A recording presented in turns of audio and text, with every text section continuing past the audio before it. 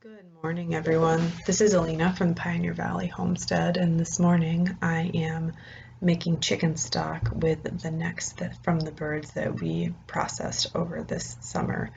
And there was close to 60, and boy, Sherwood, he's here for it.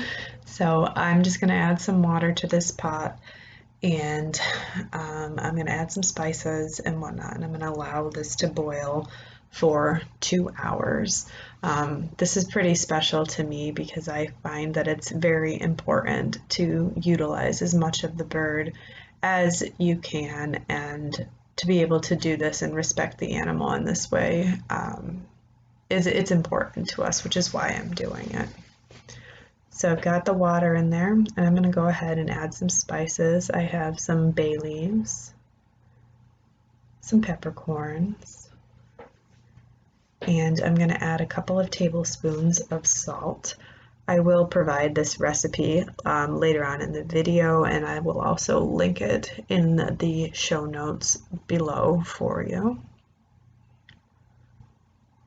I've also gone ahead and chopped up some onions ahead of time.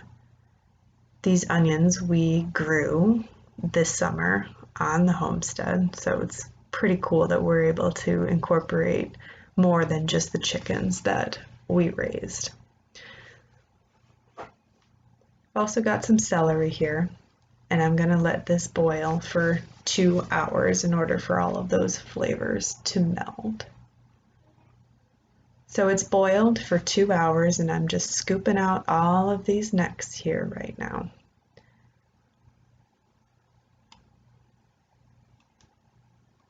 And once I get everything out of here, I'm going to let this cool overnight.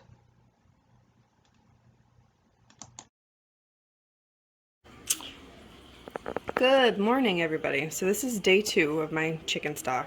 Yesterday you saw me put it together and I boiled it for 2 hours.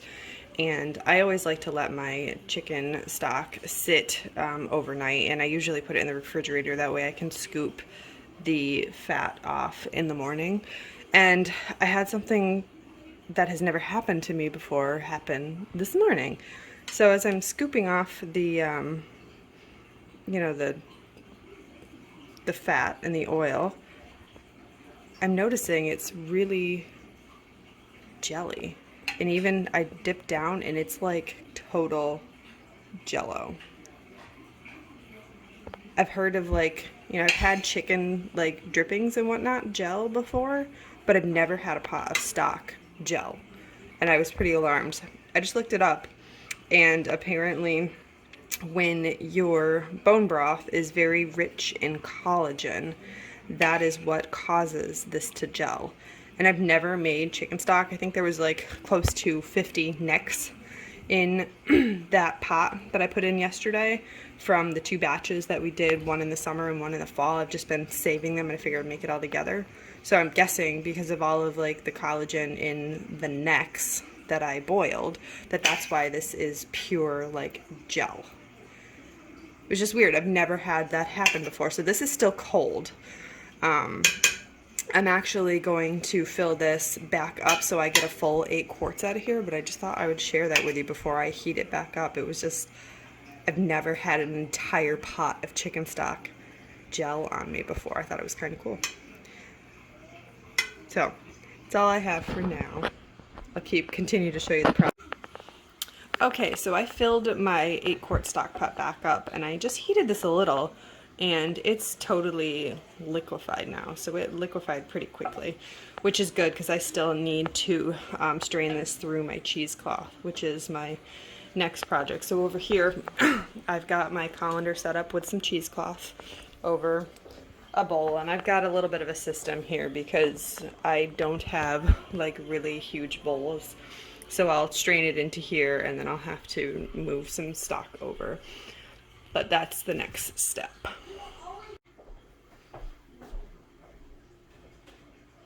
Alright, so I'm getting ready to strain that.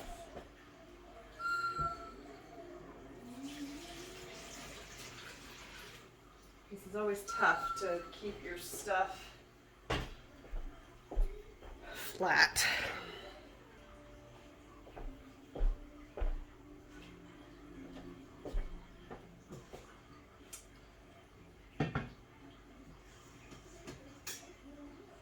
again, this is always tricky, but I have a nice wide handled colander that fits right over the bowl I'm pouring into, which is nice, so I don't gotta worry about that slipping.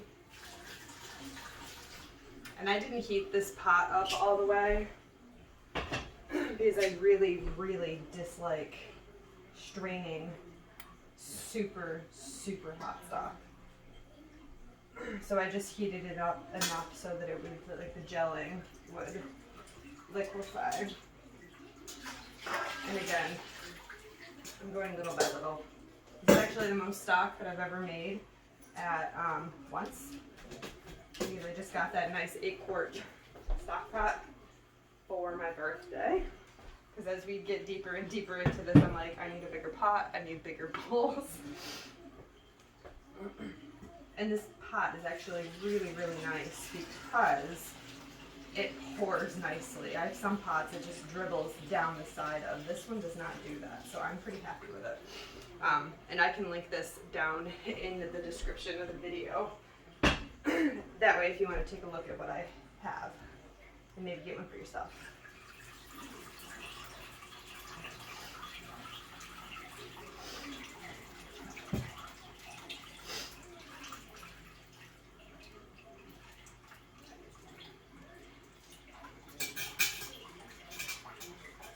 But yeah, when I started to look at that pot as I was skimming the fat off and I saw that it was all gelled, I was like, oh my god, what is wrong with this? I've never ever had that happen before, but I've never made stock with so many necks.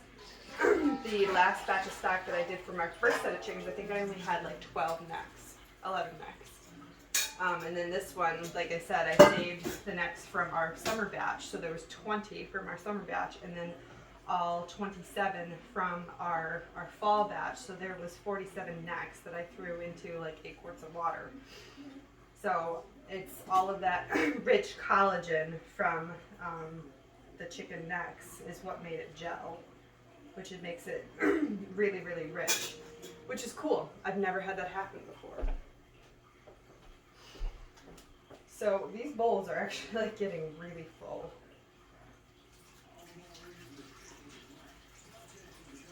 And this big bowl I have over here does not pour well, so that's kind of making me nervous. And voila, that's the end of it. And I don't know how well you can see, but there's like stuff inside of the pot. Yeah, you can see there's some stuff in there. I'm gonna go ahead and wipe that out with a paper towel. That way there's nothing inside the pot that can get into my stock. I mean, I'm sure it doesn't matter, but I guess that's just me. I'm not like washing it or anything, just to try to get some of the solid stuff out of there. And then what I'm going to do is I'm going to put all this back into this pot. And I'm just going to let it warm up, and I'm going to go take a shower. My mom should be coming by this afternoon because she needs eggs for her cheesecake for Thanksgiving. And I think we are heading to the park, hopefully this afternoon, so the kids can have a little bit of playtime with some friends that they haven't seen forever. So I'm hoping that everything works out with that. All right, this is a little cheesecloth. Yeah, and the only other thing with this is normally I just refrigerate it, scoop all the solidified fat off, and then, you know, go. But because everything was gelled, I couldn't get all of the fat off. So there might be a little bit more fat in this one. But I think it'll be okay. I did get quite a bit of the fat off.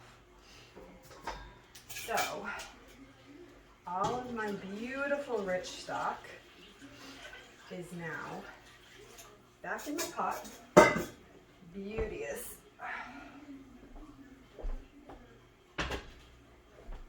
It's back on my stove. Let me see if I can turn that. Oh, there you go. Now you guys can see.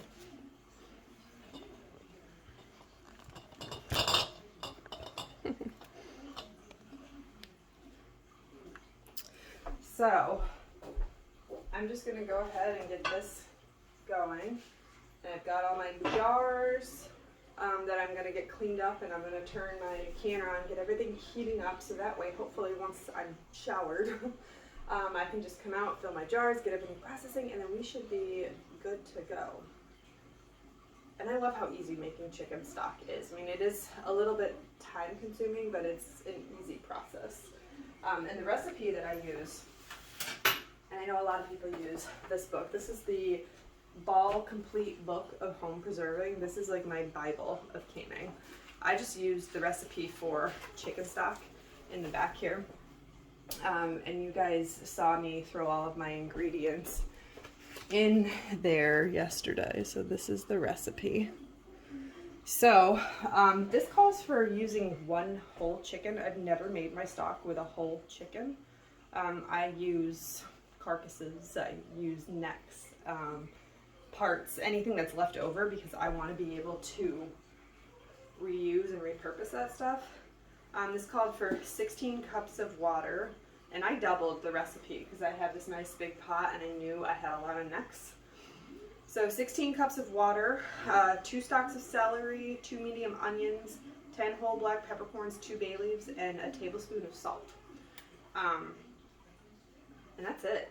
Like, it's really easy and it makes really good chicken stock. I actually have a ton of chicken stock this year because of all of the chickens that we processed.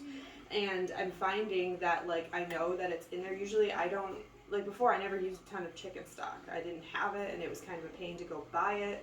So I would use bouillon cubes if I needed it, or occasionally I would grab it, but it was just, it's expensive to buy from the store. But now that I have it, I'm like finding all of these new uses for it, which is awesome. I just made some tortellini soup last week. It called for vegetable stock. Well, I don't have vegetable stock, so I used my chicken stock, and it came out awesome. So I'm gonna get all this heated up, and then I'm gonna go shower, and then we'll be back to finish the process.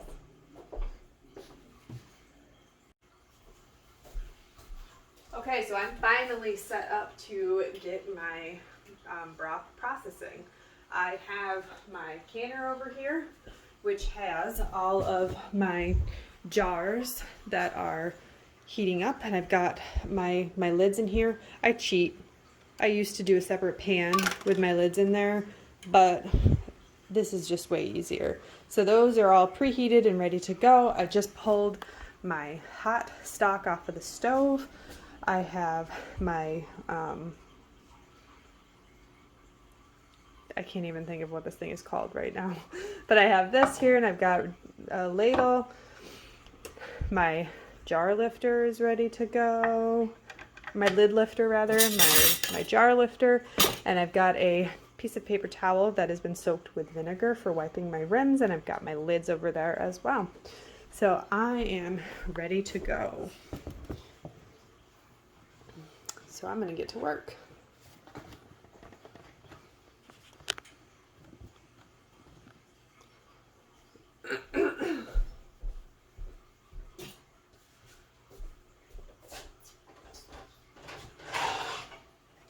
I've also got a bowl in my sink that I'm going to put all my spare hot water in case I need to add more water to the canner before I get it started. So I just empty out my jar, put my, why can't I think of the word for this? I don't know. And then I'm just going to give this a good stir, and I'm just going to fill it, and I'm going to leave 1 inch of headspace in each of my jars. So I've got a hot jar and I've got hot stock, so I'm not going to thermally shock my jars and cause them to crack. Always make sure that you temper your jars before you start filling anything.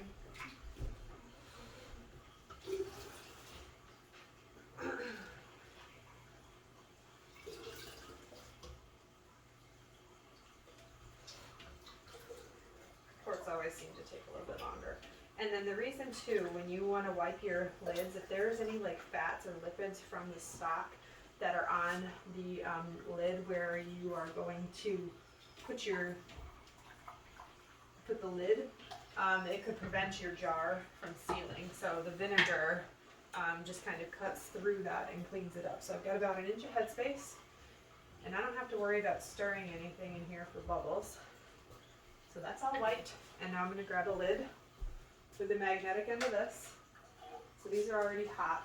I've seen new stuff saying that like you don't have to heat the lids before you put them on. And I've tried it once, but what I find is if you don't preheat your lid, that wax seal doesn't get nice and soft, and it's hard to center on there.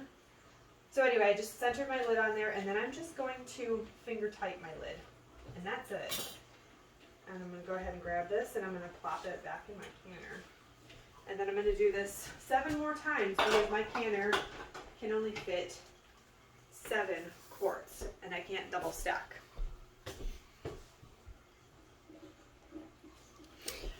Okay, so this is my last jar going into the canner.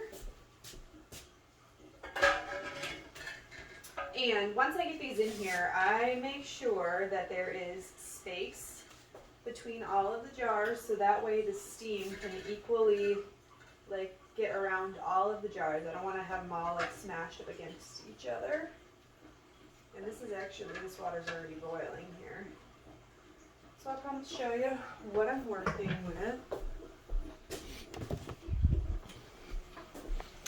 So that's what I've got. You can see my water's already boiling, so this puppy is ready to go. What I am gonna do, I just need to check my water level, and this canner has notches here and here. And I use this because the one for pressure canning is way down the bottom, and I don't want to stick my hand down there, so I can kind of feel when I hit it. Of course, and I can't really feel it from that angle. One, and I know it's okay. So my water is above the line, which is fine. I actually prefer to fill my canner a little bit higher than they tell you to, and I do that because I really don't want my canner to run dry while I'm doing it. So I'm actually going to add a little bit more water to this because you're going to vent steam off, so there is going to be water coming out, but I just don't want so much in there that these jars are going to float. So I've added my water, I've checked my water level, all of my jars are spaced nice and evenly in there, so I'm going to go ahead and close my canner lid. And this canner is nice because it's got little notches on the lid and on the handle that tell me, okay, put that there. So now from here, I'm going to go ahead and seal it. So now the water in there is boiling. So I am going to wait until it fills up with steam. And then this is the little steam vent. You're going to see steam start to pour out of here. They say you want to vent for about 10 minutes. So generally I wait until I see steam coming out of here, and then I'll wait the 10 minutes, and maybe that's why my water goes down so low. But I want to make sure that this puppy is nice and full of steam before I even try to do anything with it. So now I'm just going to wait until it's full of steam, and then I will put my little regulator on. But until then, sit tight.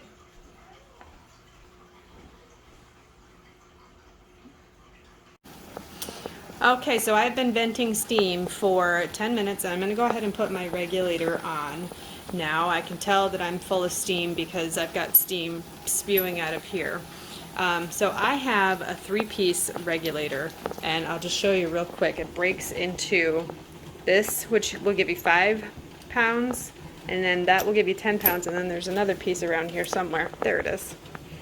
This will give you 15 pounds. So this is a nice little regulator that you can make whatever you need to be. So I'm going to process these at 10 pounds. I'm going to plop that on there. And now we wait again. You're going to see my little pressure indicator pop up right there. So now I know we are under pressure. I am just going to sit tight until I see that pressure, that gauge will come up, and my little regulator will start rocking. So while I'm waiting for this to come up to pressure, let's talk about canning on glass stoves. My stove, I looked into this before I even started canning. It is rated for canning, so I know I'm able to can on it. However, for pressure canning, I use my stove. I have an electric water bath canner just because I don't want to take the chance with all of the weight of like the water and jars and all that with the water bath. But I have pressure canned on this stove several times and I've never had an issue. But if you are going to pressure can on an electric stove, check the manual of your stove and make sure that it is rated for canning. This one says it has a canning mode, and I think it automatically switches into it. I don't really know, but it is safe to do so.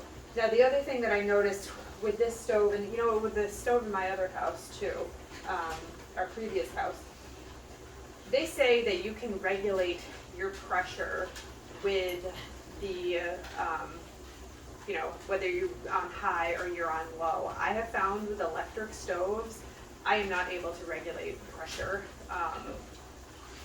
with the, like, how hot I'm running my stove. So I generally turn it just down low when it's going, and that's kind of why I rely on like the pressure regulator. This has a gauge, and the gauge I think is a little bit, it's a couple PSI off, but it gives me an idea of where I'm at. Like right now I'm at about 3 PSI, so I know I'm building pressure and I'm getting there. But that pressure regulator right there is dead on. And what's nice about it too is even if you're at like whatever different altitude, if you put a weighted 10 PSI gauge on it, then you're gonna process at 10.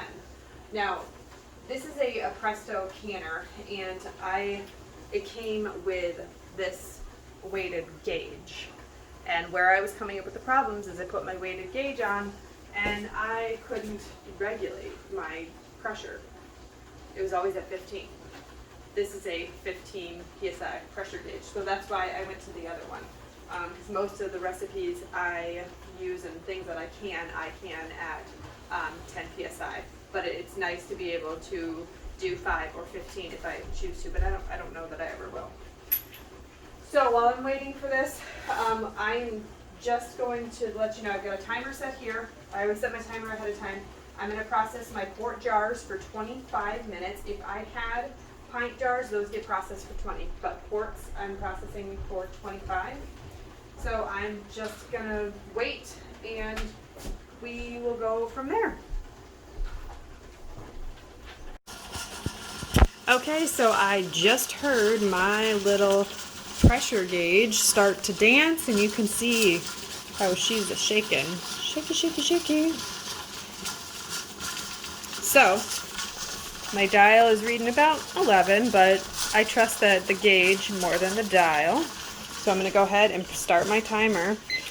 And I'm going to go ahead and just let this process for 25 minutes. It's really important when you are processing that you don't start your timer for processing until you reach pressure. So we'll see you in about 25 minutes.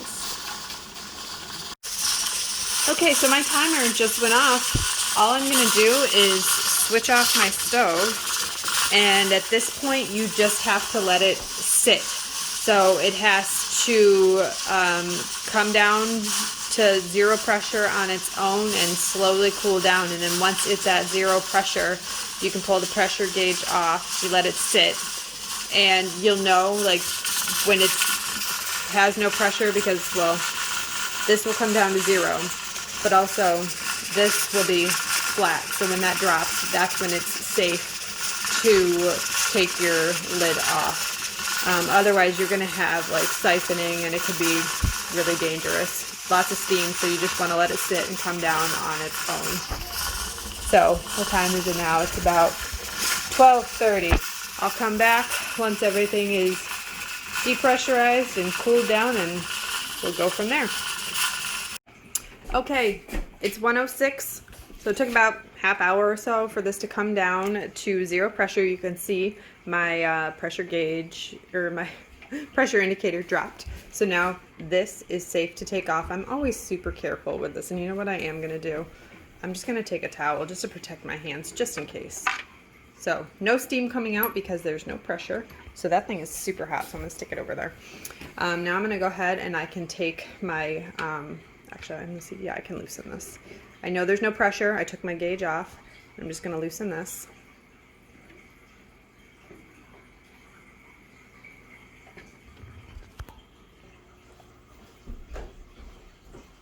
Yeah, that wasn't working, so I'm gonna go ahead and take this off.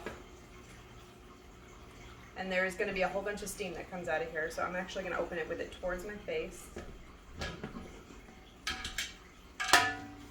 Ooh, nice and hot. So now I'm gonna let this sit for about 5 minutes. That way this stuff can just cool and kind of get used to the ambient temperature in the kitchen, and then I'll pull them out of the canner.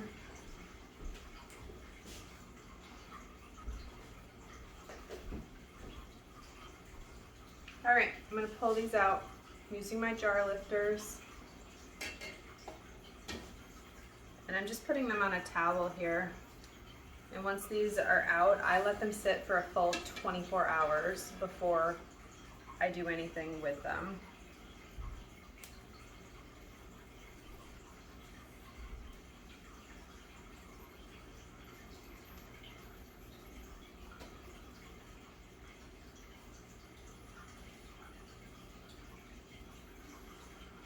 And I'm happy because there still is water in the bottom of my canner, so I didn't run it dry.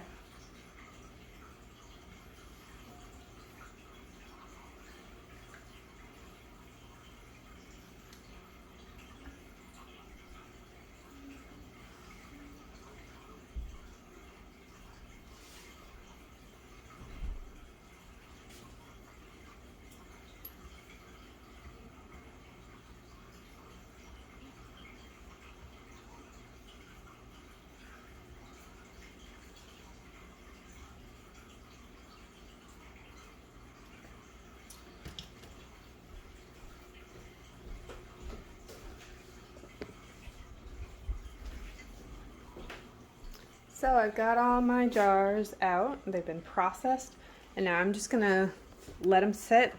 Generally at this point I will just kind of go sit down and relax, and I'll just wait to hear the pings so that way I know they seal. Kind of hoping one of them might seal as we're standing here looking at them, but the watched pot never boils, right? But that's pretty much it. So that has kind of been my project for the day. So now I pulled all of my chicken necks out of the freezer, and they will go into my pantry. So now I have more room in my freezer for other things. So thank you for watching. Don't forget to hit that subscribe button, like, and if you can, share with your friends. And I hope you enjoyed this video. See you next time.